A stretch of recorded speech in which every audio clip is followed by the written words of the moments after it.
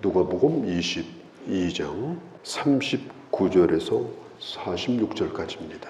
성경을 보면 어떤 특별한 사람을 우인으로 만든다든지 아니면 영웅으로 미화시키는 부분이 전혀 없습니다. 역사에 가장 뛰어난 왕이라고 하는 다윗 왕의 연약함도, 하나님의 아들이신 예수님의 이 제자들의 연약함도 그대로 성경은 드러내고 있습니다. 최후의 만찬에서 그들이 얼마나 세속적인 영광에 굶주려 있는 사람인가, 제자였던 가룟 유다의 그 배반을 성경은 그대로 다 드러내고 있습니다. 제자들은 예수님께서 곧 왕이 될 것처럼 착각을 하고 자리 다툼을 심하게 합니다. 우리 주님은 제자들의 그런 연약함에도 불구하고 자기 사람을 사랑하되 주님은 끝까지 버리지 아니하고 사랑하셨습니다. 유월절 식사를 마친 다음에 주님이 감람산으로 가십니다. 예루살렘에서 나와가지고 기드론 골짜기로 쭉 내려가서 그 골짜기에서 다시 올라가면 거기가 감람산이에요. 그 감람산 안에 겟세마네 동산이라는 곳이 있습니다. 예수님은 거기에서 습관처럼 기도하셨습니다. 오늘 성경에도 보면 습관을 따라 감람산에서 이렇게 말하고 있습니다. 만일 예수님이 십자가를 피하고 싶었다면 감람산으로 가시지 않았을 것입니다. 왜냐? 거기는 늘 주님이 가시는 곳이기 때문에 주님을 배반했던 가룟 유다가 이미 그곳을 다 알고 있습니다. 가보지 않아도 있는 걸 알아요. 그러나 주님은 피하지 아니하시고 습관대로 그 동산에 들어가셨습니다. 습관이라는 게 굉장히 중요합니다. 건강의 비결도 전부 습관입니다. 식생활 습관, 운동 습관, 생각하는 습관, 이런 모든 것이 그 사람의 건강, 그 사람의 수명을 결정합니다. 우리 예수 믿는 사람에게 있어서 누구나 다 가져야 될 습관이 뭐냐? 그게 바로 기도의 습관이에요. 기도하는 습관. 그냥 자동으로 나도 모르게 발걸음이 기도의 발걸음으로 나아갈 수 있도록. 예수님은 굉장히 지금 피곤한 상태에 있습니다. 유월절 식사는 오래도록 진행됐고 이제는 식사를 마치고 다 잠을 자야 될 그런 시간이에요. 예수님도 피곤하고 제자들도 피곤하고, 그런데 주님은 습관을 따라서 감람산으로 올라가십니다. 성경에 보면 다니엘도 마찬가지예요.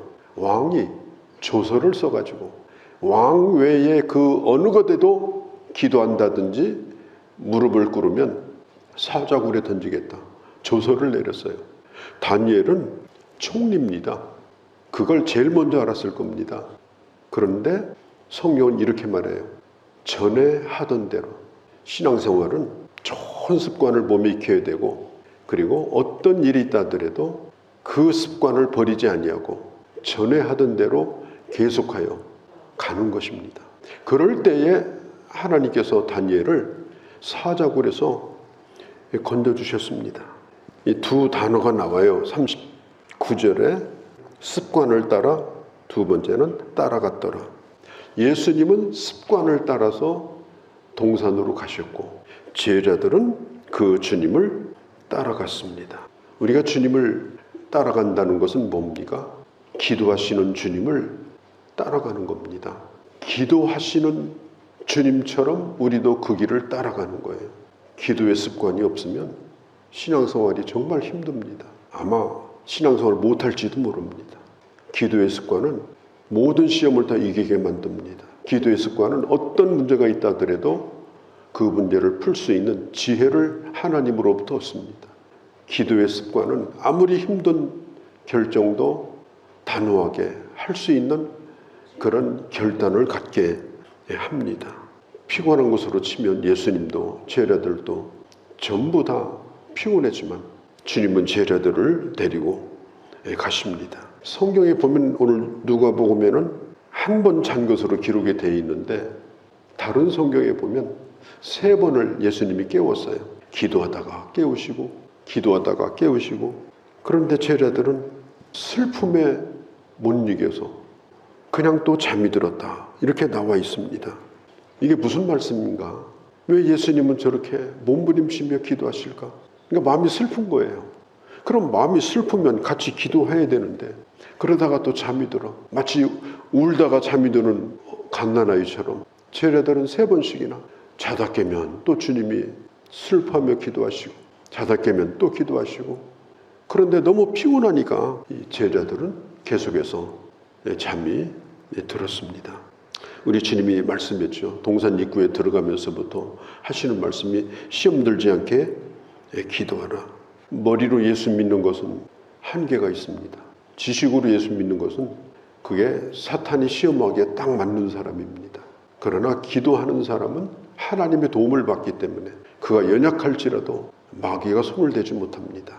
오늘 성경에 보면 43절에 천사가 하늘로부터 예수께 나타나 힘을 더하더라. 예수님이 힘든 가운데 기도하시는데 하나님의 천사가 힘을 더하도록 예수님을 돕습니다. 예수님만 그런 것이 아닙니다. 우리도 마찬가지입니다. 우리가 기도할 힘이 없을 때 우리가 하나님 앞에 그래도 기도하려고 할 때는 하나님께서 힘을 더하여 주십니다. 주님은 제자들이 그런 은혜를 받기를 원하고 자꾸 깨운 거예요. 피곤해도 일어나라. 새벽 기도 오랜만에 나오신 분들은 좀 피곤할 겁니다. 어떤 분은 종일 피곤하다고 그래. 저도 올빼미형이거든요.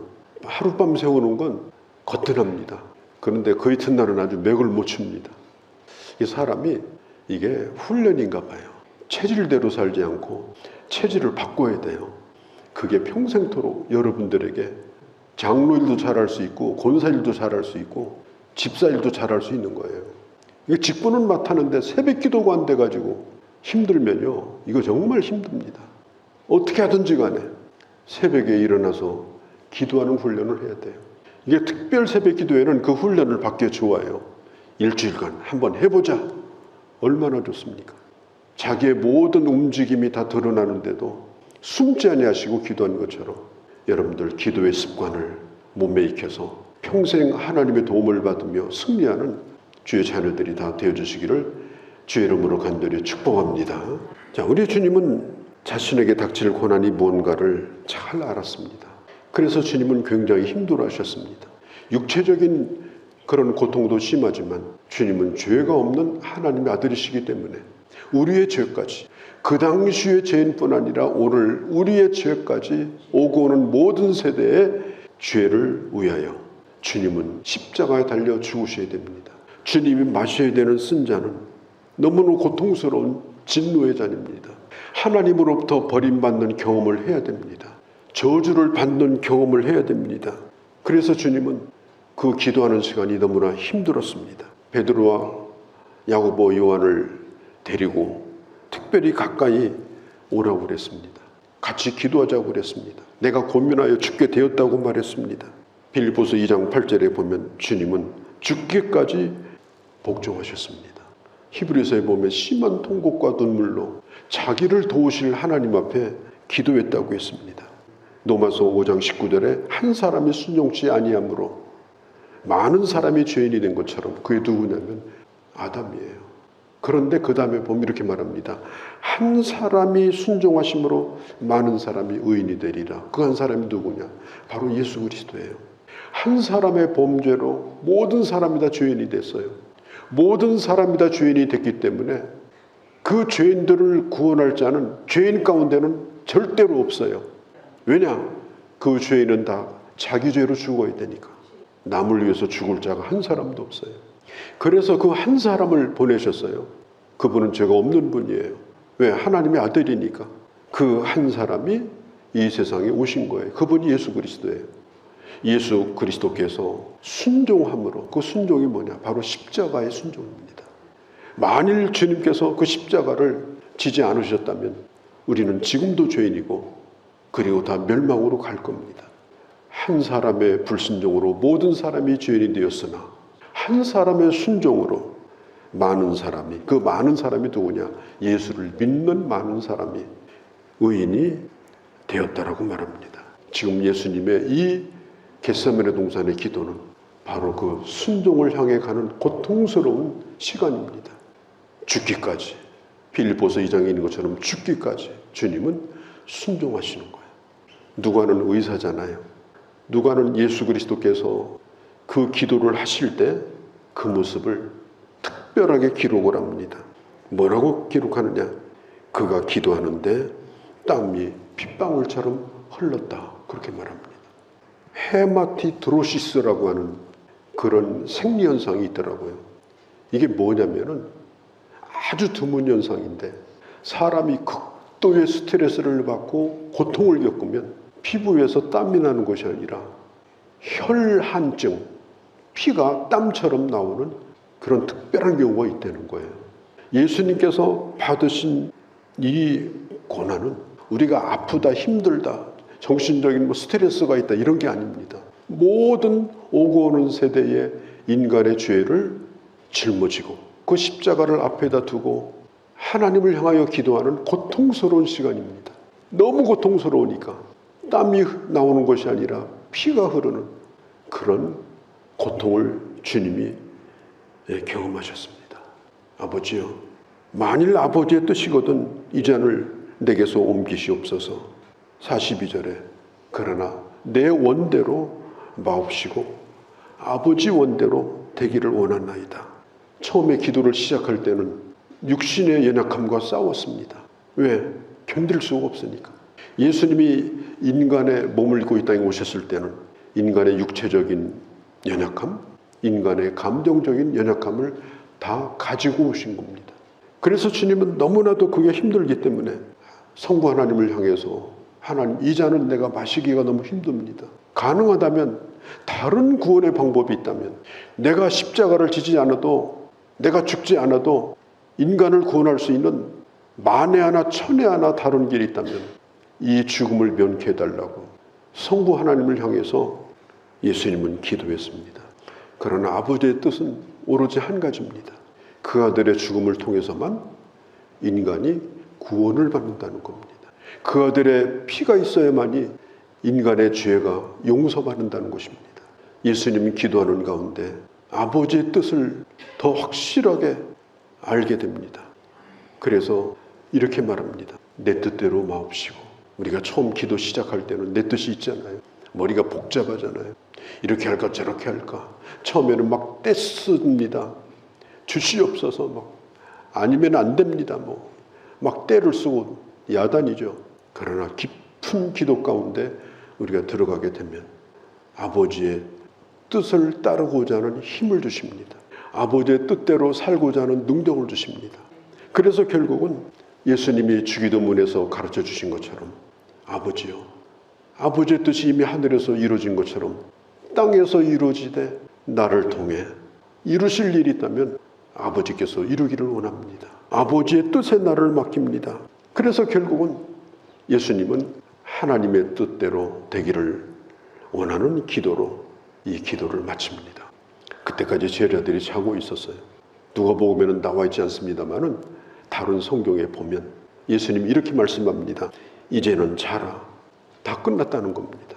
고통스러운 시간이 있었지만 내 자신의 욕심과 싸우는 그런 갈등이 있었지만 예수님은 하나님의 뜻을 받아들이고 그리고 제자들을 깨운 겁니다. 야, 내려가자. 이제는 됐으니 가자. 그때 마침 가룟 유다가 대제사장들과 성전의 경비대장들과 함께 예수님을 잡으러 겟세마네 동산으로 올라옵니다. 우리 주님께서는 순순히 붙들리게 됩니다. 요한복음 18장에 보면 그러한 예수님을 보면서 거기 예수님을 잡으러 왔던 사람들이 다 엎드려졌다 이렇게 말하고 있어요. 예수님께서 자기를 잡으러 온 사람 앞에서 얼마나 의연하고 평안하고 예수님의 그 빛나는 모습을 보면서 예수님을 잡으러 온 사람들이 깜짝 놀라가지고 다 엎드려졌다. 하나님의 영광을 그들도 본 겁니다. 그러나 예수님은 결국에는 붙들리게 되어지죠. 53절 말씀을 보면 내가 날마다 너희와 함께 성전에 있을 때는 내게 손을 대지 아니하였도다. 이 말이 뭐냐? 이제는 내가 붙들릴 때가 됐다는 거예요.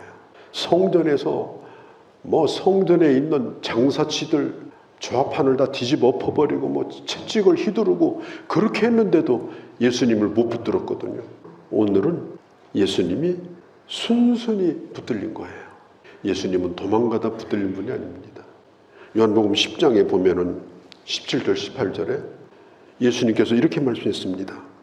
내가 온 것은 양으로 생명을 얻되 풍성하게 얻기 위해서 내가 온 것이다. 나는 생명을 얻을 힘도 있지만 버릴 힘도 있다. 너희를 위해서 내가 생명을 버린다.